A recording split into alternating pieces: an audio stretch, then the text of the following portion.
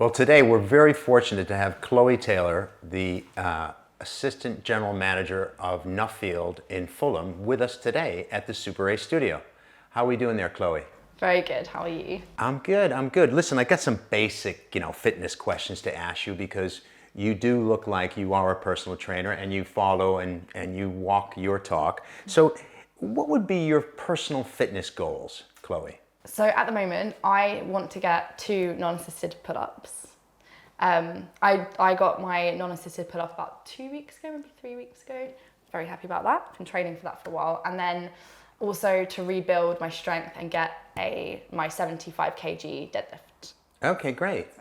Fantastic. Well, I think you look like you're on your way. What do you usually eat for breakfast? Let me ask you that. Well, this morning I had a very fantastic smoothie. But most of the time I'll have some oats with oat milk, and then I'll put in like protein powder and stuff just to get my protein. But then on days where I'm more in a rush, I'll have a smoothie. And you know your fitness too, because you're doing a nutrition. You know your fitness obviously, but you know your nutrition because you're doing a nutritional course right now. Is that right? Yes, learning all about it. It's very insightful. I've only got to about like module 2, so I'm still like a while away from finishing it. But yeah, that's going to be so good. Well, that's good. Well, you're making me hungry, even though I just ate. How many times, or let me ask you this, how much water on that subject, how much water do you drink daily? So I aim for about 2 litres. So normally I'll have water first thing in the morning. That normally gets me on the right track. But yeah, always aim for like 1.5, 2 litres I do.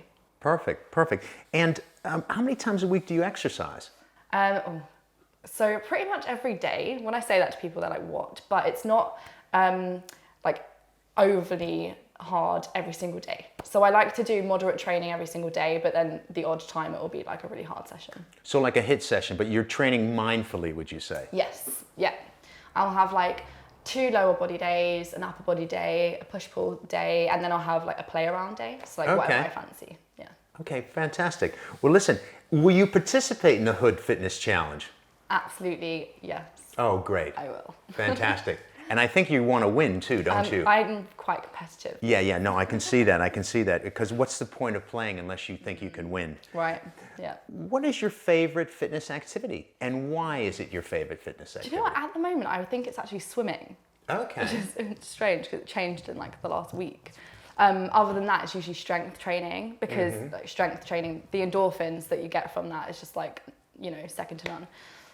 So yeah, swimming and strength training. And you see results really right away with strength training, don't you? I mean, you work your tricep, all of a sudden your tricep pops out. Yeah. And that's the thing where sometimes when you're running down the street, you don't really see anything other than, gosh, I can't wait to get back, so to speak. Yeah. What's for breakfast? How do you encourage inactive and unrepresented groups to become more active? So when you're around somebody that you see needs to change their lifestyle, what would be your kind of go-to thing that you tell them to do to increase their activity levels? So I've tried this. So I have family members who, I've been trying to like encourage and motivate. Sometimes like it goes the opposite way. So I think the best thing to do is lead by example. That's the best thing to do. But also, so at Nuffield, they do a SWAP scheme, and that's a school wellbeing activity program. So I actually delivered one of the first ones, and we went to a school, and it was a program where you focus on 4 pillars. So how you feel, how you move, how you sleep, and how you eat. So educating them, it was all year 7s. That was also really good because they might not necessarily know that stuff. So that's another way I think Nuffield really influenced in a positive way. Nuffield does a great job of educating people, don't they? They're not just going in there, doing the cardio theater, doing your little circuit, going out. You're really trying to make people make a lifestyle change. Yeah. Not just a change when they walk into the gym, because when you walk in, you can go to the gym all you want and you don't see anything happen unless you carry that back home with you. Absolutely, yeah. It's about longevity and how you can keep it sustainable and consistent. Sure, absolutely. Well, and how would do you do a lot of promotions with older adults, like my age, 65, and to say, get yourself going? Is there a kind of senior kind of focus at Nuffield? I mean, it's all of our clubs are so different, and I think the club in Fulham, it's very residential, so we have a lot of seniors that do use our club. We have also got the there's a joint program which is all focusing on like joint health, which they've rolled out now, which is great. So that's supporting mostly seniors. And then we have like our aqua aerobics that is like, I love the aqua ladies, they're my favourite. That can be really tough. I remember doing one of those things and I thought all these like 75, 80-year-olds, I was like really tired afterwards. Yeah. You don't notice, I think, Yeah, because exactly. you're in the water, but yeah, no, it's so tiring.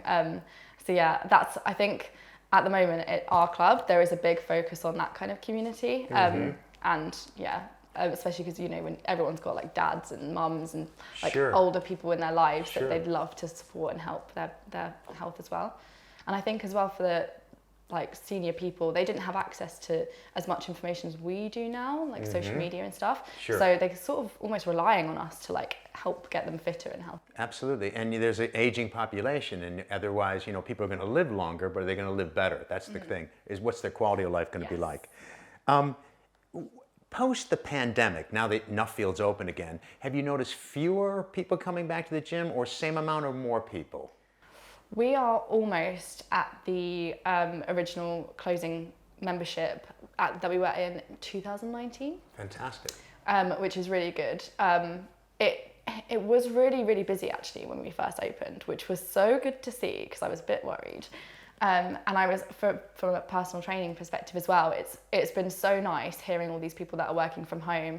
They're not relying on their work from home, you know, like setups anymore. They want to get out, they want to interact.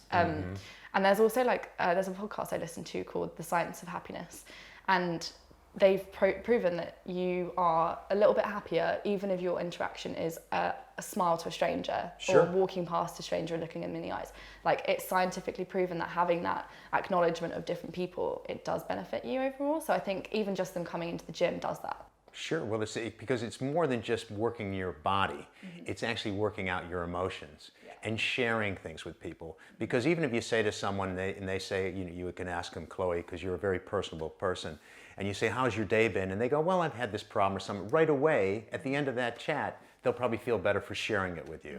So that means a lot. Yeah, no, it's really nice to know that you have that impact as well, because I've got quite a few clients and all of them work from home and they love that chat and that engagement and obviously getting a workout in too. So just to know that you're like kind of making an impact on someone's day is like really nice. Yeah.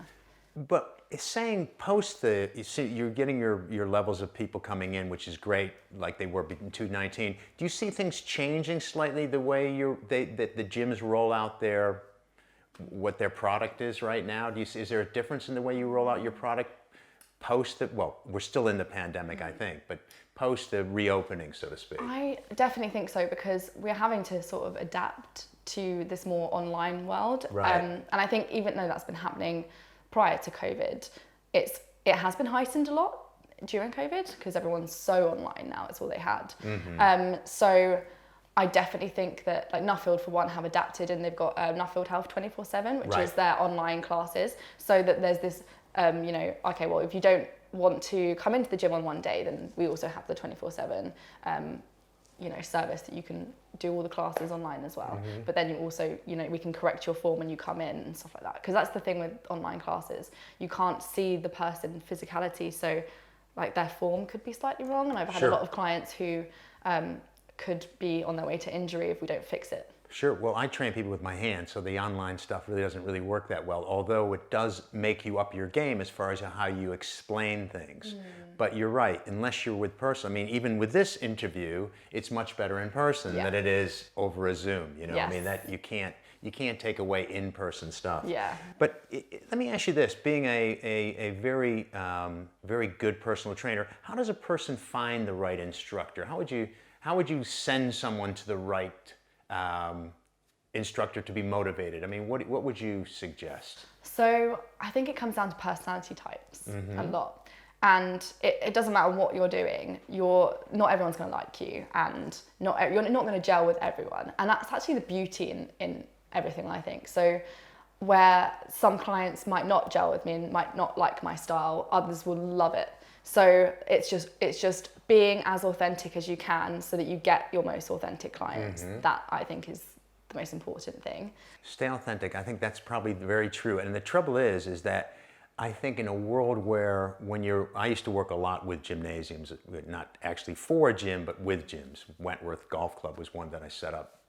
But I always find that sometimes in the corporate world, they say one thing and think something different.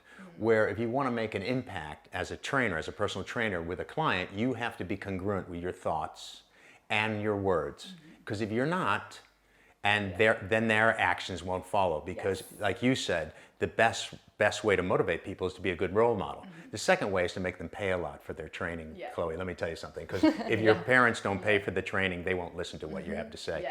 So, but it's true that. Now, as an administrator, I know that's not probably the most fun part of your profession when you're administrating things or listening to people's complaints as members. What do you say to someone when they say, hey, that class is boring? What do you say to that person when a member comes up to you? How do you disarm members when they have complaints about classes or, I don't know, the shower's not working right? How do you make them? I get curious. You get I curious. get real curious. So I'll find out what it is specifically that they found boring. Okay. I'm like, okay, like talk to me, how specifically do you feel this could be improved, or what would you be looking for in a class? And then if I know the details of other classes that might be more suitable, because it might not necessarily be actually boring, it's just boring to them as an individual. Right. So I get curious on any complaint, and also, especially if you get like, you know, a lot of members who are very angry, and if you're the first point of call, they're angry. So you just have to like really calm them down, and I get curious as to why they're reacting like this. And that's again comes down to me being a people person, because I'm always so curious about people and what they've gone through, what their day's been like. Everyone has different days. So yeah, I usually just sit them down and I'll just kind of ask them what's made you react like this, or why do you feel like that, and what can we do to improve it? And then 9 times out of 10, I usually have a session with them afterwards. Great. And it's a great way to get personal training, isn't it? Because you say, well, look, let me take you through a proper training session bespoke to yourself. And maybe then we'll get it right. Because that's the thing. And I got to tell you something, Chloe. You do come across as that people person. So if somebody doesn't want to be trained by you, then I don't think I wouldn't want to. I wouldn't want to hang around with a person myself. Oh, that's a nice And that's true. And having said that, you know, it's such a great thing to be training people on a one-to-one basis where you can actually see improvements in people. And as you know, you learn by watching other people too, because it's kind of a looking glass self. Yes. You learn about, you know, what really is important in life, because you hear people with all these problems and you think, well, so if I had a problem like that, that would be the least of my problems. And how, obviously, as you believe truly that the most important asset that anybody has is their body and their mind. And without that working right, nothing else really matters, does it? You know? No, it's true. And I think as your life improves, your problems improve. Your problems improve. It's like, yeah, you get fitter and then you need physio, or you start training to be a weightlifter and you need to have sports massages all the time, like all of these little things. And I think that I have a lot of clients who aren't fully confident in their body, and that's the first thing I work on. I'm like, regardless of what you look like, you need to love your body, because it moves, you're here, you're functioning, like love your body first, and then we'll get it moving. Yeah, and that's the thing, love your body first. And I think the interesting thing what you were saying about, you know, people, the way they relate to themselves, I'm sure you see from your nutritional course that a lot of eating issues are emotional issues. And until they get the story right about how they feel about themselves, they'll never get their nutrition right. Yeah. And, you know, there's a saying, but it's not my saying. It's from a guy that was taking a lot of LSD in the 60s. He said, free your mind and your ass will follow. So I think it is that if you get a person feeling right about themselves and their body image, or they like themselves and they want to nurture themselves, not torture themselves. Whether they don't want to torture themselves through nutrition. Nutrition should be enjoyable, should be fun. Exercise should be nice, and it should make you feel better. But if you just want to beat yourself up because you think you're a bad person because you're overweight, or you have, you know, binge eating problems, I think that's when those things have to be addressed with a person before they can actually see the right results. Yeah, I used to have a really love-hate relationship with food as well myself. And I also, I went through a phase of overly drinking and, overly eating and then not eating enough and then being really restrictive. And I would eat before going to dinner with my friends just so that I'd had my meal. And I've not gone over my calories. So things like that I just think is so restrictive. And as long as if it feels right to you, then that's okay. But if you don't feel like it's right, then it's probably not. And like, it's crazy how I realized that I needed to eat more to see the results I wanted. Right, because your body doesn't care how you look, it cares about survival. And if you don't eat enough, it's going to slow itself down. But interesting you say that. How much social media you think is a problem these days with people like looking on Instagram at Love Island people and thinking that everybody has to have a six-pack, and if they don't, or bums that like are, you know, like one of the, what are those people that start with K? I can't think of the name, you know? Yeah. Yeah, anyways. But you know, it's that kind of thing where everybody feels like they're not good enough. They have to be, it's body dysmorphia in many ways, you know? And even guys have that more these days, I know, too. it's everywhere, and it's so difficult because one of I think it was a PT taster I had, and she was so young, and I feel like this probably came from social media, but she said, I don't like the lines that you get here. I want the line that you get in the middle though. And I was like, okay, I could either be really, really brutally honest with her, or I could just go really soft. So I was like, okay, well, that's an added benefit that you get after years of consistently training. And also your body is your body, and you can't choose how it shapes up. Like for me, I have an odd ab, so like they're not really lined, but like it's my body and that's the way it is. A lot of the way your muscle structure is hereditary, so you can't really control that aspect. But I think that's a big thing from social media. They're looking at someone who has perfectly chiseled abs and they're going, I want that. And it's like window shopping, rather than them going, okay, what does my body do? What am I capable of? And I was reading this book called You Are a Badass, and it's really amazing. It talks through this this section in it that's like, imagine you were an alien from outer space and you're floating, and then suddenly you arrive in this body. What would you do in this body that you've just like embodied? You would explore it, you would see what you're capable of, and you would like move it and all of those things. And I think that's a really interesting concept, because rather than thinking like, okay, look at all these people online, you go, look at me. So I think that that's really powerful.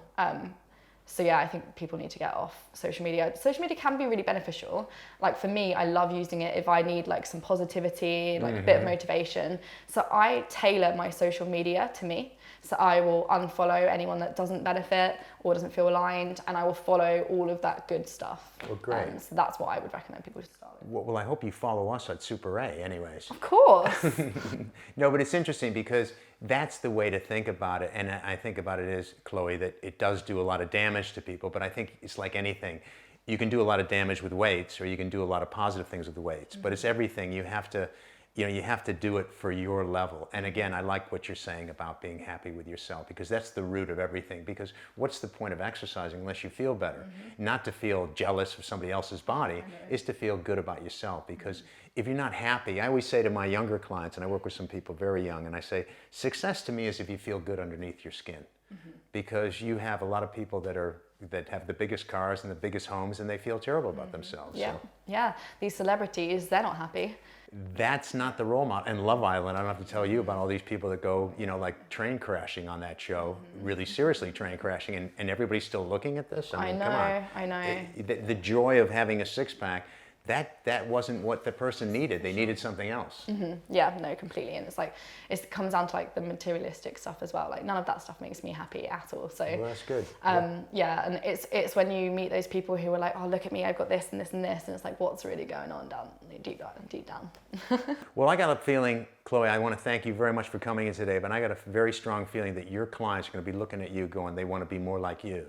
And I got to say this, that just spending time with you, you're very easy to talk to, you're funny, and I think that's important, because you got to make people laugh when you talk to them, because if you're not laughing and you're not smiling, what's the point of being around anymore? So that's really fitness. And if you're doing an ab exercise and you're laughing, well, you work your abs even harder, you know what I'm saying?